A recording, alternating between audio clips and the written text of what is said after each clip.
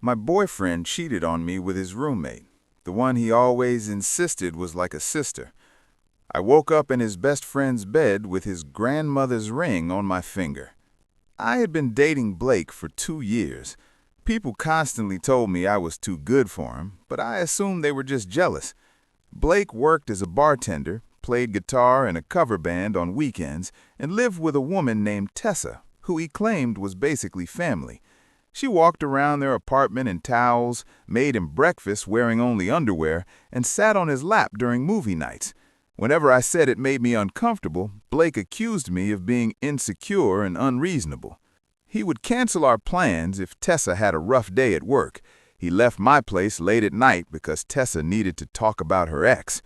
When I got promoted at my accounting firm, Blake didn't even congratulate me because Tessa had received a parking ticket and was upset. Still, I loved him and believed relationships required effort and compromise. Blake's best friend, Danny, kept trying to warn me that Blake wasn't worth it. Danny owned a small construction company and was always the one who showed up when Blake left me stranded.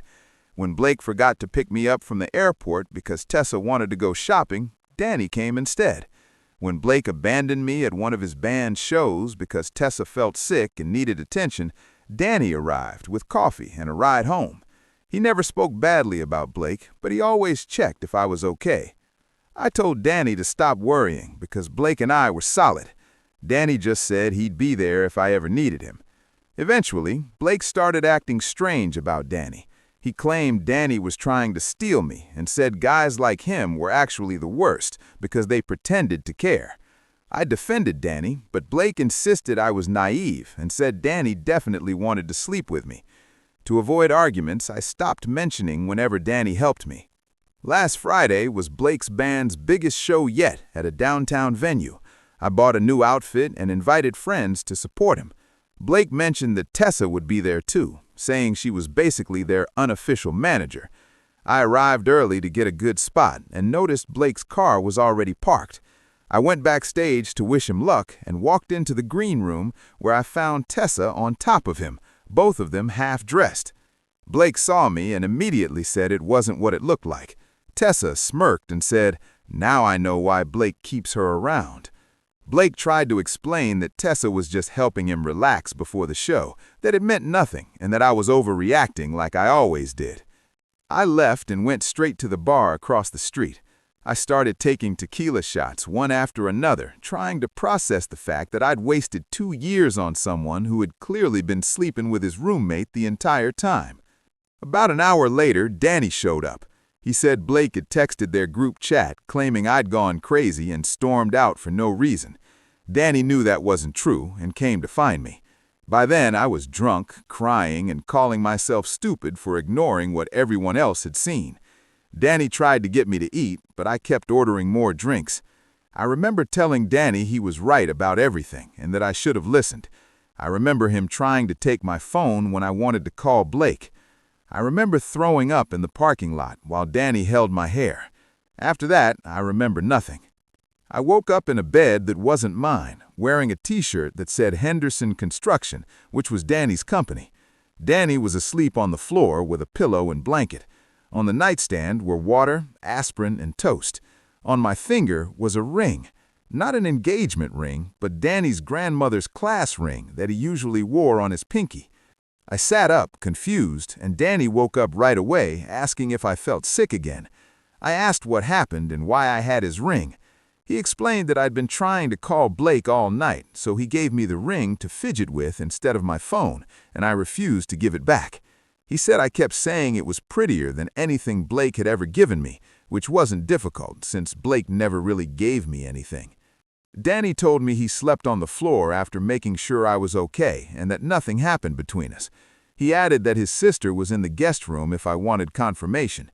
He had called her so I wouldn't wake up alone with just him and misunderstand the situation. His sister, Lori, came in with coffee and confirmed that Danny stayed on the floor all night while she checked on me every hour. She said Danny had been worried and kept saying he should have told me about Blake sooner. When I asked what she meant, Lori explained that Danny had known Blake was sleeping with Tessa for at least 6 months, but didn't know how to tell me without looking like he was trying to break us up. While we were talking, Blake called. He said I embarrassed him by causing a scene at his show, and that Tessa was upset I had invaded their space. Their space. He said that if I apologized to Tessa and accepted their relationship dynamic, we could work things out. I looked at Danny, who was pretending not to listen while making breakfast. I glanced at his grandmother's ring still on my finger. I told Danny I needed to call Blake back and end things properly.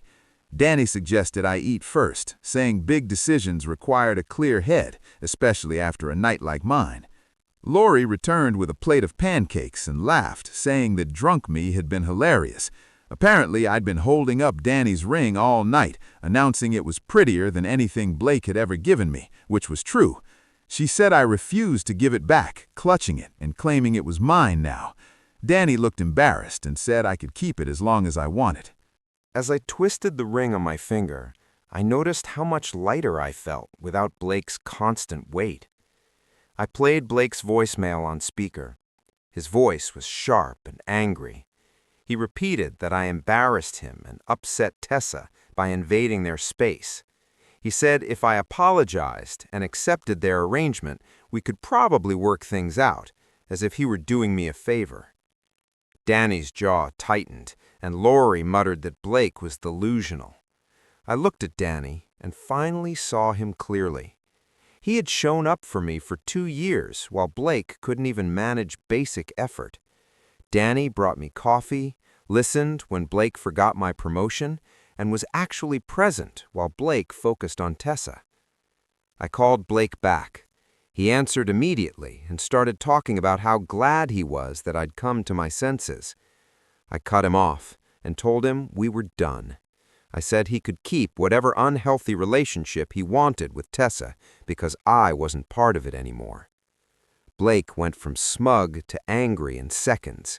He accused me of overreacting and said I knew how important Tessa was to him. I told him I hadn't agreed to being lied to and disrespected for 2 years. He kept talking, saying I was throwing everything away over nothing. I hung up mid-sentence. Danny tried not to smile. Lori cheered, saying she'd waited 2 years for me to dump him. She high-fived me and declared it a celebration pancake moment, which apparently tasted like freedom. I realized we still needed to exchange keys and belongings. Danny offered to come with me to Blake's apartment, so I wouldn't have to face him alone. Lori said she'd go to my place in case Blake showed up there and caused trouble. After breakfast, I borrowed some of Lori's clothes, since mine smelled like tequila and regret. Danny grabbed his truck keys, and we left. The drive felt different. I wasn't anxious about Blake's mood or Tessa's comments. I just wanted my things and closure. We arrived at Blake's building, and his car was still there. Danny asked if I wanted him to come up. I said yes, not trusting Blake not to manipulate me. We went to the second floor, and I knocked. Tessa answered, wearing Blake's shirt and nothing else, smirking like she'd won. I handed her Blake's key and asked for my belongings. Tessa leaned against the doorframe and said Blake had already dropped my things off at my apartment about an hour earlier. She said Blake assumed I'd come back once I calmed down and realized what I was supposedly losing. I asked her what, exactly, I was giving up. Tessa's smile widened, and she said I was losing a guy who knew how to have fun and didn't expect her to be boring or jealous all the time. At that point, Danny stepped forward and said we were leaving. As we walked away, Tessa called after us that Blake would be better off without someone as uptight as me. We drove to my apartment and found several black trash bags sitting outside my door.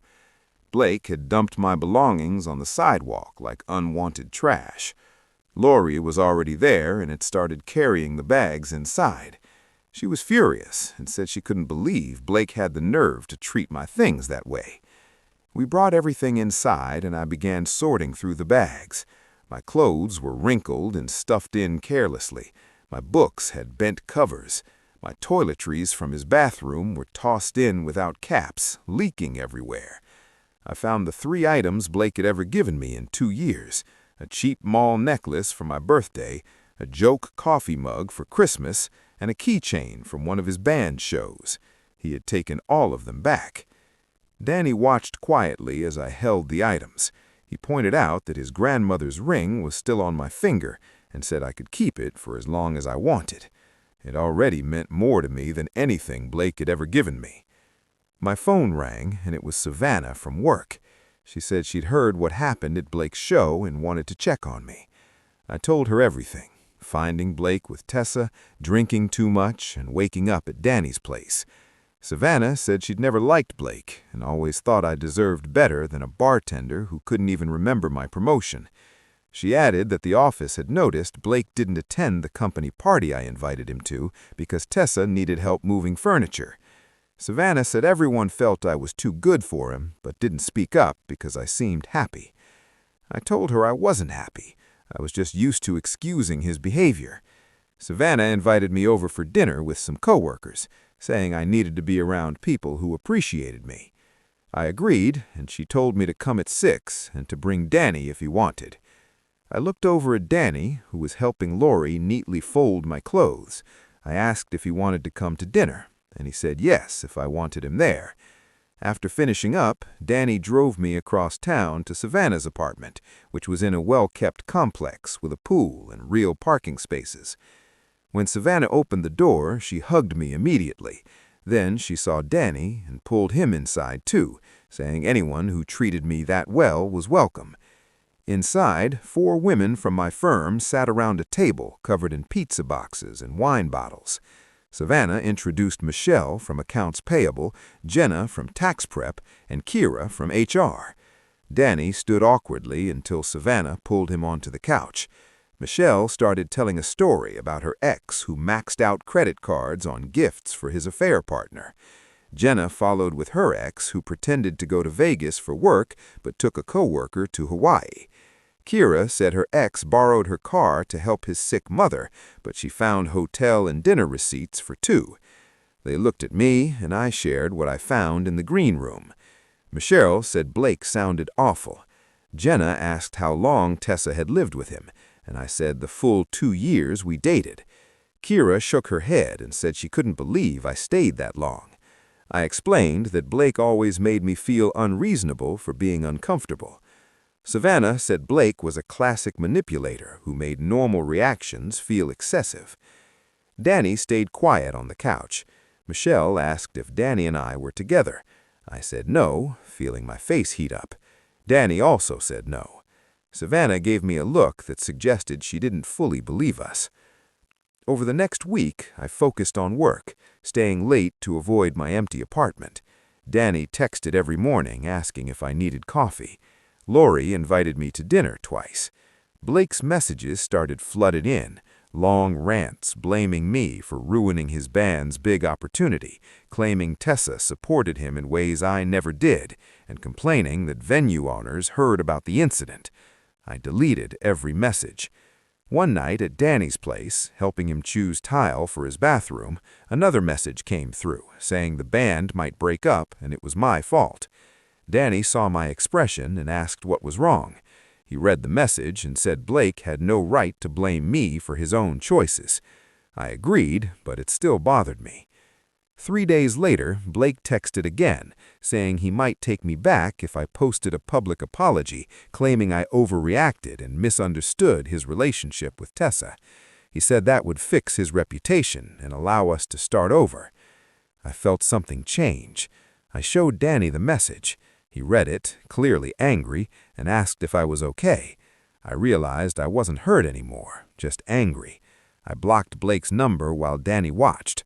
He smiled and said that was the right move. The next afternoon, Danny invited me to see his office. I drove to Henderson Construction, a small building with trucks parked outside. Inside, Danny introduced Jasper, his business partner of 8 years, and Evelyn, Jasper's wife, who handled the books.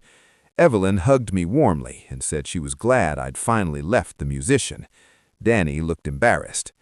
Jasper showed me around, explaining their current projects. Evelyn later brought me coffee and suggested the guys look at plans. She led me to the break room and told me Danny had been in love with me since the day we met. He never said anything because I was with Blake and he didn't want to interfere. She said watching me stay in that relationship was hard for him and that this past week was the happiest she'd seen him in years. I sat there stunned. Evelyn said she just wanted me to know, then went back to work. After that, I started noticing things about Danny I'd overlooked. How he brought me coffee exactly how I liked it, remembered details about my work, and actually listened. He'd always done these things. I just hadn't seen them. At a coffee shop near my apartment, I caught myself watching him work. He looked up and smiled, and I felt something steady and real. 2 weeks after leaving Blake, I ran into one of his bandmates at the grocery store. He apologized and admitted the band knew about Blake and Tessa and felt bad watching how I was treated, but didn't know how to tell me. He said the band was actually relieved I was gone because Blake had become difficult to work with. He kept canceling rehearsals to spend time with Tessa and regularly showed up late to shows. The drummer explained that half the band wanted to remove Blake, but they'd been playing together for 5 years, which made things complicated. I thanked him for apologizing and started to push my cart away, but he stopped me and said there was something else I should know. He told me Blake had been telling people a very different story. According to him, Blake was saying I cheated on him with Danny, and that was the reason we broke up. He was presenting himself as the victim who had been betrayed by both his girlfriend and his best friend. I gripped the handle of my cart so tightly my knuckles turned white. The drummer quickly added that I shouldn't worry because no one believed Blake's version. Everyone knew Blake wasn't being honest. Still, I was furious that he was rewriting the past to protect himself. I thanked the drummer again and finished my shopping, still angry. That night, I sat on my couch staring at my phone. I opened social media and typed a simple statement. Blake and I broke up because he was unfaithful, and I'm moving forward with my life. Before I could rethink it, I hit post. Within an hour, 3 of Blake's friends sent me private messages. One said he walked in on Blake and Tessa making out at a party 6 months earlier. Another said she saw them leaving a hotel together last summer. The third said Blake brought Tessa to his birthday dinner and introduced her as his girlfriend while I was out of town for work. All 3 said they would support my story if needed. I took screenshots and saved everything. Then my phone rang from an unknown number. I almost ignored it, but something made me answer. Blake immediately started yelling, accusing me of ruining his reputation. He said Tessa was upset about people judging them and claimed I had no right to post our private issues online. I let him talk for a moment, then cut him off. I told him he damaged his own reputation by cheating and lying. I said if Tessa was upset, she should have considered that before sleeping with someone else's boyfriend.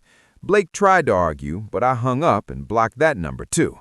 My hands were shaking, but I felt good, genuinely good, like I'd finally taken control of my own story. A month later, Danny called and asked if I wanted to go to dinner at an Italian restaurant downtown. He said it was to mark 1 month since I left Blake. It sounded like an odd thing to celebrate, but also thoughtful. I put on a dress and realized I was actually excited to go out, which hadn't happened in a long time. Danny picked me up right on time, something that still surprised me. We got a table by the window and ordered wine. He kept folding and unfolding his napkin while we looked at the menus. I asked if he was okay. He admitted he was nervous. I asked why, since we'd been spending nearly every day together for a month. He took a breath and said Evelyn had talked to me about his feelings. My stomach flipped. I set my menu down and told him I'd been thinking a lot about what Evelyn said. I told him I realized he'd been the most reliable part of my life for 2 years. He showed up for important moments, while Blake couldn't even remember my promotion. He drove me to the airport at 5 in the morning, brought me soup when I was sick, and listened when I talked about work, actually remembering details weeks later. I said I'd been foolish not to notice what was right in front of me. Danny reached across the table and took my hand. I noticed I was still wearing his grandmother's ring. It had become so familiar I barely thought about it anymore. He looked at the ring, then at me, and said he gave it to me because even drunk me knew I deserved something beautiful. He admitted he'd wanted to give me everything for a long time, but didn't know how without risking our friendship. Watching me with Blake had been painful, but he stayed close because he couldn't imagine not being in my life. I squeezed his hand and told him I wanted to try, really try. He smiled wider than I'd ever seen. After dinner, he drove me home and kissed me goodnight at my door. It felt different from kissing Blake. It felt safe and exciting at the same time. We started officially dating after that. Being with Danny was completely different. He showed up when he said he would. If we planned to meet at 7, he was there at 7, not hours later with excuses. He remembered small things like my favorite coffee shop across town and surprised me by taking me there. He treated me like I mattered. He listened when I talked. He met my friends and made the effort to remember their names and jobs. When I had an important presentation at work, he sent flowers to my office. Blake never did that once in 2 years. Savannah and my coworkers loved Danny. They said they knew this would happen. Savannah said she called it the night of her dinner party when she saw how Danny looked at me. Another coworker said it was obvious Danny cared and Blake was an idiot. I invited Danny to Sunday dinner at my parents' house. My mom liked him immediately and kept commenting on how polite he was and how he helped clear the table without being asked. My dad talked with him about construction and business. After dinner, my mom pulled me aside and said, "This is what a real partner looks like, someone who shows up and treats you with respect." She apologized for not speaking up about Blake sooner, saying she didn't want to push me away. I hugged her and told her I understood. 3 months after leaving Blake, I was genuinely happy for the first time in years. Danny and I planned a weekend trip to a cabin in the mountains. While looking online, I realized I'd never done anything like this with Blake. There was always band practice, Tessa needing help, or another excuse. With Danny, we booked the cabin and made real plans. When I saw on social media that Blake's band was playing across town, Danny asked if I wanted to go to prove I was over it. I told him I didn't need to prove anything. I truly didn't care anymore. I wasn't checking Blake's posts or wondering what he thought. I was done. Danny smiled and said that was how he knew I was finally free. One night, we were on his couch watching a movie, his arm around me, my feet tucked under myself. After it ended, we sat quietly. Danny said he wanted to take his grandmother's ring to a jeweler to have it properly sized for me. I looked down at the ring. It was still too big, worn on my middle finger. Then I looked at him and realized he wasn't just talking about the class ring. He said he knew it was fast, but he'd loved me for 2 years already. He said when you know someone is right, you just know. I said yes before he finished asking, because sometimes the right person had been there all along. You just needed to finally see it.